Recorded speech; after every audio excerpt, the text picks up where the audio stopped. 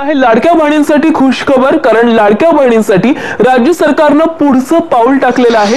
लाडक्या बहीण योजनेच्या हमीवर बहिणींना कर्ज देण्याचा विचार असल्याचं उपमुख्यमंत्री अजित पवार यांनी जाहीर केलंय।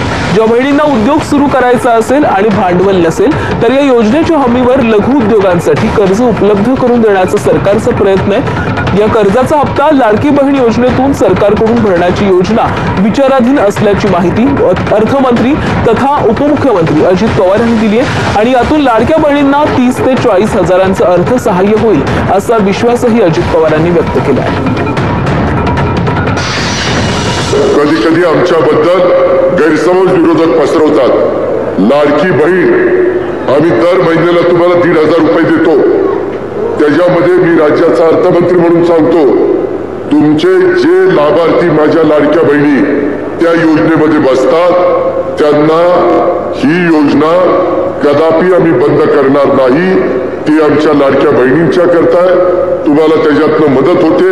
उलट आम्ही त्याच्यात नवीन प्रस्ताव आणलेला आहे, काही बँका पुढे आणलेल्या आहेत। नांदेड जिल्हा बँकेशी पण मी बोली, काही जिल्हा मध्यवर्ती सहकारी बँका चांगल्या आहेत, तिथं आमचे दर महिन्याला 1,500 रुपये त्या भगिनीला जातात। त्याच्याऐवजी त्या भगिनीला त्यांनी 30 ते 40 हजार रुपये द्यायचे आणि हप्ता ह्याच्यातनं त्यांचा जाईल 40-50 हजार रुपयाचं भांडवल जर तिला झालं तर त्याच्यातनं ती माझी बहीण काही ना काही स्वतःचा व्यवसाय करू शकेल आणि त्याच्यातनं स्वतःचं कुटुंब ती उभं करू शकेल।